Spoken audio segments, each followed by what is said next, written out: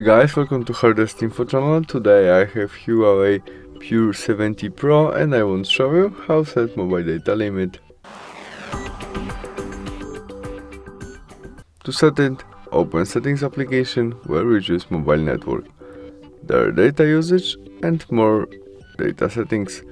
There we can set our data limits. First step, monthly data limits in custom number. What you prefer, maybe 10 gigabytes, megabytes. Confirm by OK. There we can set our start data, maybe first, and the data usage reminder when we use how many percent of our old data monthly, and we get reminder when we use, in this case, 78%, and daily we can set it. That's all. Thanks for watching. Bye.